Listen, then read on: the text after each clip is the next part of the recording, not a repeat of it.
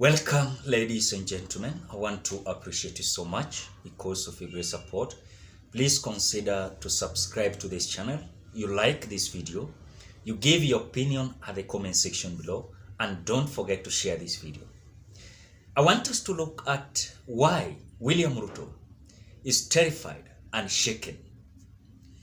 Number one, today I read a certain news that there was a man from Luo Nation that went to court looking for self-governance. And the judgment that came out was that that man was sent back to reorganize his document and to come back to petition what he needs in the court. That was a kind of man coming out to request the court that enough is enough. We want to govern ourselves as a Luo nation. That is according to that man. Number two, today Raila Odinga was in Siaya County during the interdenominational prayer, and together with condoling with the family who lost their loved one during the demonstration period.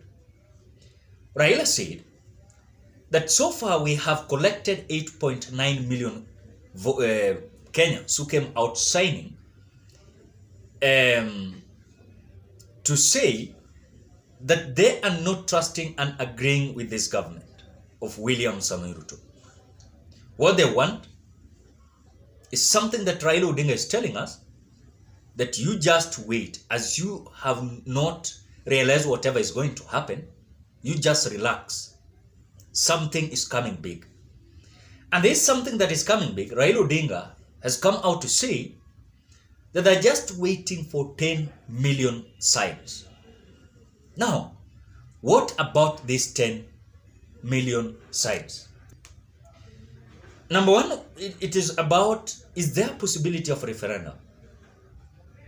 Is there a possibility of referendum? Because Raila Odinga is saying that many times he has vied for presidency and he has been rigged out. So he understands the game, and this time round they're going to understand who he is when it comes to the near politics or future politics. So is there possibility of referendum? Or two, is there possibility of cessation? Because Raila Odinga came out again suggesting that they can decide and go to UN with those signs and decide or request for self-determination.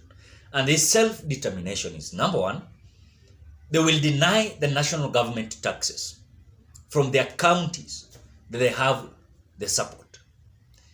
Number two, they might decide to govern themselves, have their state house, have their president, and have their own constitution.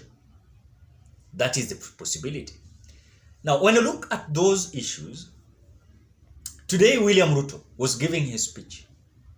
Yesterday or today, it was yesterday or today, during the speech of William Ruto in Mozambique. William Ruto is so terrified when it comes to the kind of coup that is happening in Africa. Even the way he has come out to condemn this kind of coups across the Republic, or rather across Africa, where we are witnessing the Niger, whatever is happening. We've witnessed whatever happened in Burkina Faso. We are witnessing whatever is happening in Sudan. We witnessed whatever happened in Mali, and several countries that now is being led by the military after the coup. As we speak now, ECOWAS came out sending delegates to meet these coup leaders. We are being told that they are rejecting these delegates, as they are saying that as the ECOWAS is not so determined on what is happening, the reason why these coups are happening, they will not accept to meet the delegates.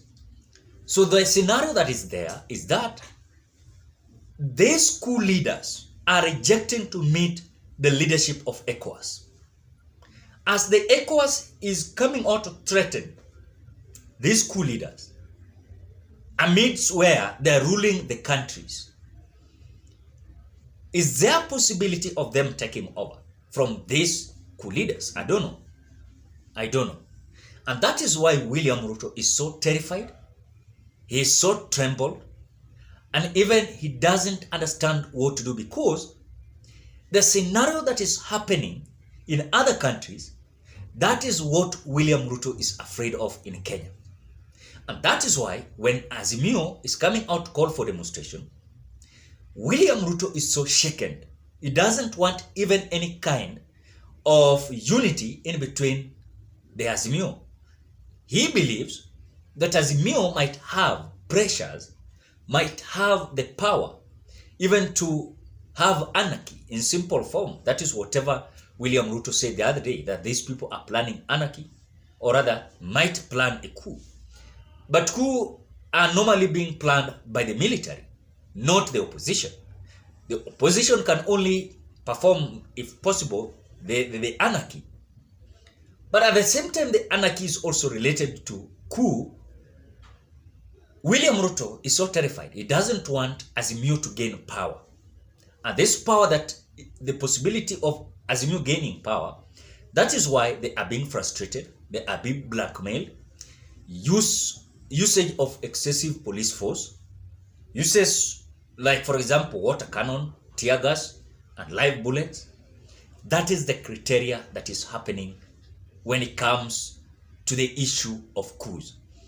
Because when you look at even these different presidents across Africa, they are so trembled because whatever is happening in Africa is totally showing a kind of indication that the leadership in Africa is totally null and void.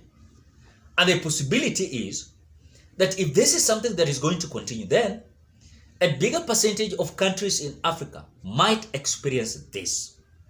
By the kind of leadership also that we have in Kenya, there's a possibility that there's something that might come out, because the military might come out to decide that now we're going to take over because the leadership we are having is contrary to the law and also the constitution. Because those who are leading the country are not respecting the perspective way and motive of the constitution. And that is why. But again, one thing that you must realize again is that when coups are happening in different countries, it doesn't mean that even presidents always go against the constitution. But because of small disagreement with the military, there's something that always come out to arise in between the military and the president. So for example, when you look at the issue of Niger, is that the president has already been withdrawn. Or rather, the president that was there is under the cage, you know. We are being told that he is complaining that he's being given rice, plain rice, no medical kind of activity, no security, you know. That is whatever is happening with him. So literally, I want to say, according to me, when I watched the way William Ruto was addressing the congregation in Mozambique, I think William Ruto is not okay. He is totally not okay. And that is why, when even if he's coming out to condemn the countries, that this kind of coups has already been noticed, coming out to say the military to give back the power to the democratically and legitimately elected president, I want to say William Ruto is not comfortable. Even if he's just altering such words, he's not comfortable. He's just coming out to give his opinion and views. In fact, he's so confused. He doesn't know what to do, because there's a current situation that we are having in Africa. And who says that William Ruto cannot be overthrown by the military or even the opposition? There's a possibility. So something, you want to tell me the president of Niger or the president of Burkina Faso never had strength to battle with the military? He had, but time reached at at its cause, where if everything is to happen, it will happen. So William Ruto is so shaken and terrified when it comes to the coups that is happening across Africa. Ladies and gentlemen, what are your thoughts? Drop your opinion at the comment section below. Otherwise, I want to appreciate you so much because of your great support. Please consider subscribing, liking, commenting, and sharing this video.